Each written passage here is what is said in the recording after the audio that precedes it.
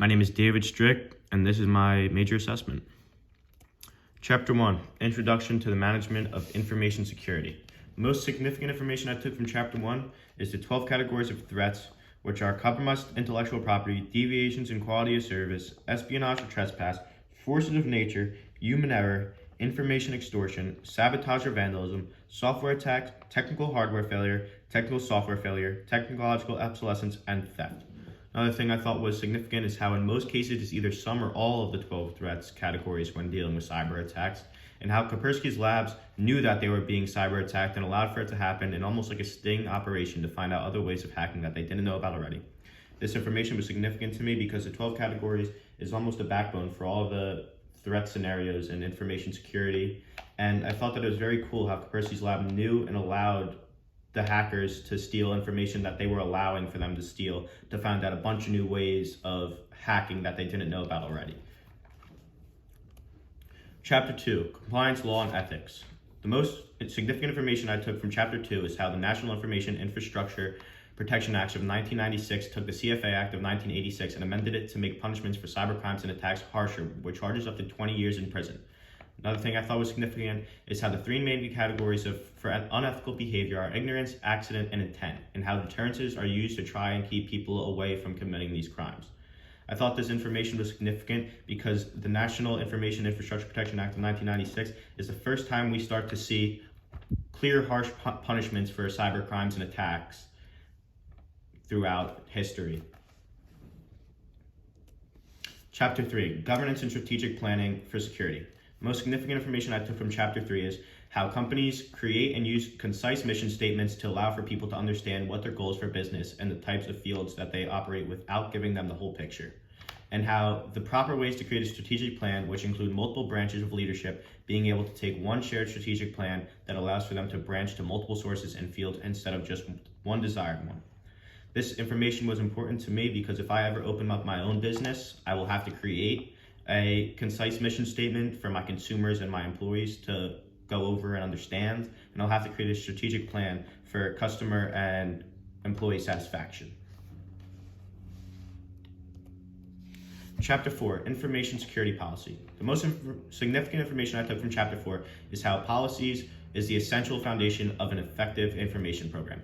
The basic rules of policies are policies should never conflict with law. Policy must be able to stand up in court if challenged. Policies must be properly supported and administered. And I also learned what an ISP is and how they are used to regulate only some resources in an organization, and how in order for one to be effective, it must be able to compensate for user or illegal activity by users. I thought this was very important because policy is very important in a workspace, and I believe that every employee should understand the policies and work with the policies for a successful and great business. Chapter 5, Developing the Security Program. The most significant information I took from Chapter 5 was what the NIST handbook is and how it is used to help students and computer information security workers understand the way to select the correct security controls and appropriate approach for the task issue at hand, and how security awareness is taught to give employees the ability to understand the power of information that they're protecting, which allows for the employees to get a better feeling about what they're doing and to have the feeling of caring more for the work, since how they realize how important it truly is. I found this information to be very important because if I ever want to continue my career in information security, the NIST handbook is definitely something I will look into and study so I can get better ways to handle issues and tasks. And I also thought that security awareness is very important for everybody to understand what they're actually capable of and what they're actually doing for the company, so that they have a better understanding and they feel that what they're doing is more important. Chapter 11, Personnel and Security. The most significant information I took from Chapter 11 is I learned about some of the jobs that you can take in information security positions, which are Chief Security Officer, Information Security Consultant, Information Security Manager, and many others. I also learned about the CompTIA certifications, which were the first organization that offered professional IT certifications such as Security Plus, Mobile App Security Plus, and others, and how many people join the InfoSec teams after serving in law enforcement, military, or the other IT specific fields. I found this information to be significant to me because I've always thought of going into the law enforcement pathway. So now that I have seen that many people join after law enforcement, I can see that I could see some jobs that I am potentially able to get after retirement or during my career. Chapter 6, Risk Management, Identifying and Assessing Risk. The most significant information that I took from Chapter 6 is I found out that knowing yourself, which is, in also a sense, means knowing your company and what type of information should be collected for your company's success. And after your initial inventory is set up, you should use it as almost a rough draft and go over it again and look to see what the most important categories that are the most related to your company. I found this important because with the initial inventory, you'll be able to see what goals your company has, and then, like it says, to take the rough draft and create it so it benefits your company to the best ways possible and is the most concise and efficient. Chapter 7, Risk Management, Controlling Risk. The most significant information I took from Chapter 7 is the 5 risk control strategies, which are defense, transference, mitigation, acceptance, and termination. I learned what the Delphi technique is and how it is a process where a group ranks a set of information. They then compile the results and run the rankings again until the whole group is settled on a result. I also learned about the FAIR analysis, which uses 10 such as identifying scenario components to evaluate probable loss, magnitude, derive and articulate risk, and others to analyze information risk. I thought that these were all important because these are all techniques that I might possibly see in my future in information security field if I decide to go that way. Chapter 8, Security Management Models.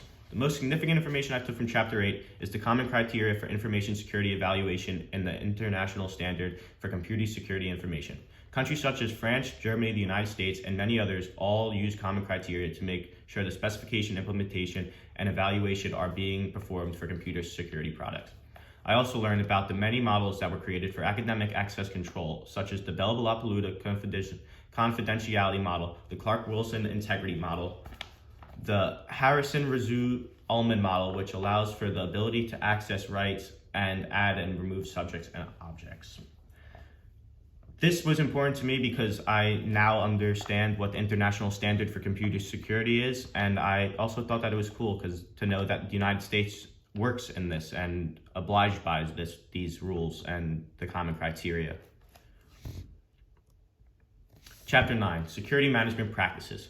The most significant information I took from Chapter 9 is InfoSec metrics are used in order to measure the activities and outcomes of the InfoSec program. InfoSec metrics is made up of companies using mathematical analysis and quantitative data and then applying them to each other to get the outcomes of InfoSec programs.